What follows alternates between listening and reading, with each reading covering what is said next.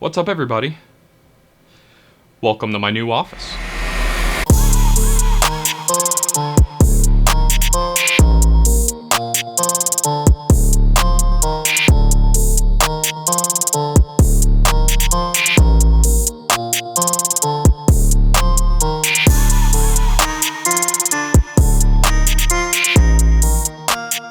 This update's been a long time coming, and this is my new office and what I have to show for it.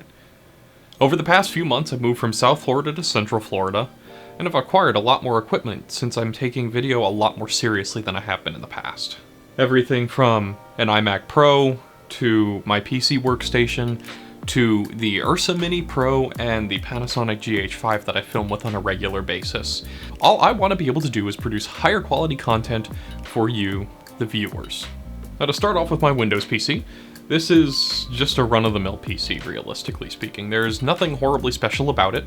It's an Intel i7-4790K, 32 gigs of RAM, and 4 SSDs of 1 terabyte in size each. The only really high-end part to it these days is the RTX 2080 graphics card that's installed, and the fact that it runs 3 27-inch Dell monitors.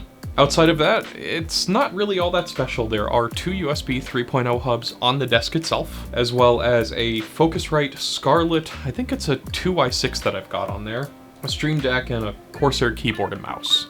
The speakers are by Bose, and normally, this is where my Rode shotgun would be, but I'm currently using that to record this film. The desk itself is an up desk.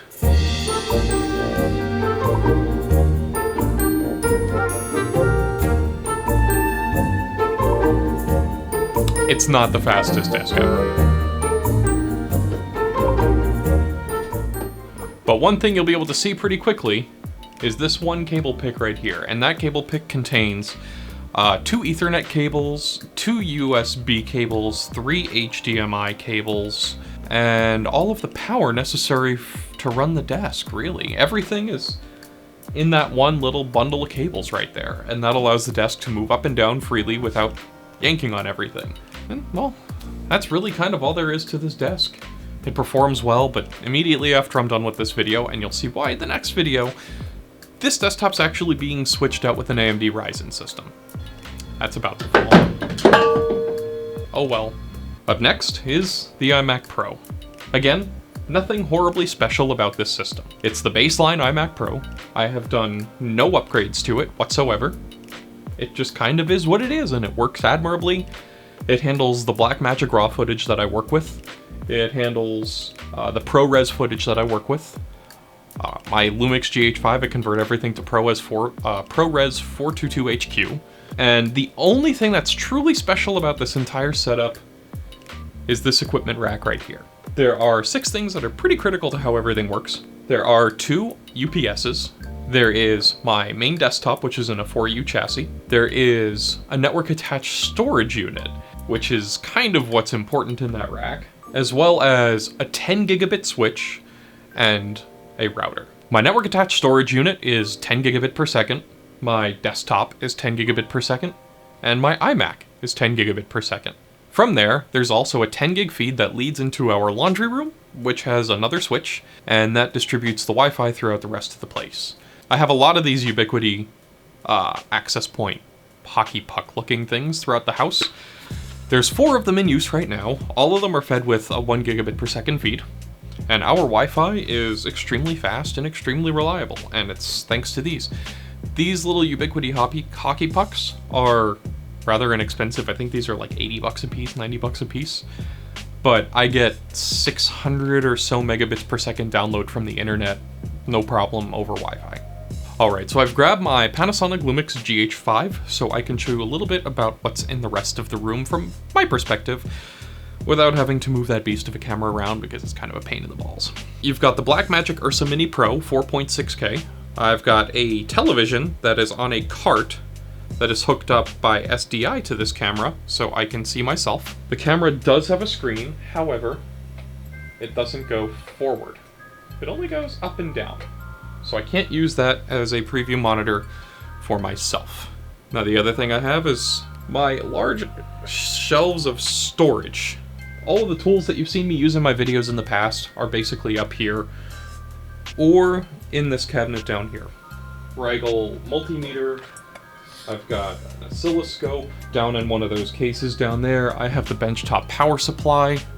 Basically everything that I would need to film any of my tech videos is up here on this wall at some point. I've also got a gimbal. This is the wooden turntable that I use that I made a 3D printed gear for, so I can rotate it automatically using G-code. You know, everything is still here that you would expect from my old studio. All of my lights now are battery operated, so I can just clamp them up wherever I need them. And I've got a hair light up there on the ceiling as well that I can put down and take up because it's just on a 1/4" thread. There's really nothing horribly special about this setup. I've got it down to where there's 3 cables that runs the whole thing. You've got the mic cable to the microphone right above me. You've got the SDI cable coming out of the camera running to the television. And you've got the power cable going to the camera. Everything else is cordless. I charge it as necessary. And, you know, it's a pretty slick setup that I really enjoy. I greatly enjoy working in this office. It's quiet, it's clean. Everything is exactly where I need it and where I would expect it to be. The only thing that gets a little annoying is when I'm working with a soldering iron and I'm trying to assemble some things and my dog comes running in and decides the soldering iron's a toy. Oh, and everything's RGB, because RGB is important in life. I'll be the first to admit that I have taken some creative liberties with the technology in here from other tech channels such as Linus Tech Tips, or MKBHD. The biggest similarity being the network attached storage unit. When I'm editing on this computer on the iMac Pro, I'm editing directly off of the NAS over the 10 gigabit link. I'm not editing on the NVMe drive built into the computer because, well, quite frankly, it's not big enough. 1 terabyte of disk space is not large. This Ursa Mini Pro is about 1 terabyte of disk space for an hour's worth of footage. And when you're trying to sort through a whole bunch of footage, when you ramble on like I do, it takes some time. Oh, everyone needs a VR headset. I love these things. I highly recommend. I really don't know what else to show for the office as I mean, the speakers that are on my iMac Pro, they're Klipsch. Again, it's a Focusrite Scarlett 2i2. All I needed it for was a microphone input and a stereo output to power the speakers. This computer also has a microphone. It's an Audio-Technica. It's not a shotgun, it's just a standard large diaphragm condenser. This computer here has Bose Companion 20 speakers, and I like both for different reasons. The Bose ones I find better to just listen to casually. The Klipsch ones I find are a little bit better as a reference monitor for working with, but I really don't like the way the Klipsch ones sound. Eventually I'll probably swap them out with like Atom A7Xs or something like that, but I have no need to do that right now. So, I'm gonna do a quick giveaway, because I accidentally ordered this thing and it's been too long for me to be able to send it back to the manufacturer, and I really don't need it. This is a 2-slot hot swap caddy for a floppy drive slot. This will hold 2 2.5-inch SSDs or hard drives, provided I think they need to be 10 millimeters or less in height. I don't know, it doesn't say, but I have this, I don't need it. I really needed one that fits in a 5 1/4-inch slot, not a 3.5-inch slot. So I'm gonna give this away. Right in the comments below, I'll figure out who to give it to and I'll send this out to you because it's been sitting on my shelf for more than a year now and it's time to just get rid of it. Someone will find it useful. All right, so in a moment, I'm gonna take you over to where my new top-down setup is and we'll go from there. All right, so now we're in my living room, which also happens to be the area where my top-down camera rig is set up.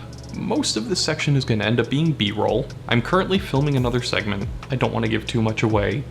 Plus, it's a little bit of a mess right now. At its core, there's a 16U server rack, which includes a real-time ingest server that has an SDI capture card and an HDMI capture card, both capable of recording 4K footage. There is also a stream deck. There is also a light rig above the table, and while I'm shooting, I'm actually recording directly into the ingest server, which dumps my footage at 10 gigabits per second directly into the network attached storage server in the other room. What this allows is when I do my top-down videos, it's lightning fast. I hit record in the ingest server, dumps it over there. I'm editing immediately when I'm done. I don't need to capture footage. I don't need to dump off of SD or SSD cards. Everything's there. Everything just works. There's nothing too special about the table. It's a dining room table. All of the lighting that I use is color temperature calibrated to 3600 degrees Kelvin. I use both permanent LED fixtures as well as the battery operated film lights that I have that I'm using all over the room right now, including there. There are 2 vinyl plotters in here. You've got the big one that's right here, and then I've also got a Cricut maker, and I've got a whole bunch of audio and video infrastructure pre-cabled ready to go. So at any time I can basically set anything up and hit record and film whatever I want to. So the kitchen is also set up for filming. It's just on the other side of the camera. We intend on doing some cool stuff with that later on a separate YouTube channel, but basically everything in there, again, RGB, color changing, under cabinet lights, over cabinet lights, traditional lights in the ceiling, everything is RGB LED. We've designed every part of this home to be able to be used as a set should we want to. The really cool thing is because of the way the ingest server works, is I can also use it for live streaming 4K video to Vimeo and YouTube. One day, if we ever wanted to do a real-time cooking stream, all I have to do is turn the cameras around, point them the other way, plug them into the real-time server, and done. I can also record directly to SSD and directly to SD cards, edit it later on if I wanted to. The next video that I'm doing has to do with the ingest server and some issues that I'm running into right now in having both the SDI capture card and the HDMI capture card in the system simultaneously. That's why my desktop is going to become a Ryzen system that's much newer, and this capture system is suddenly going to become an Intel i7 system instead. My desktop has much lower requirements as a whole, whereas the ingest server requires a whole bunch of PCI slots, and while it does have them, there is a BIOS glitch which keeps slot 5 from working, and it's really agitating me. Hence my previous video titled MSI, what the f***? Ugh.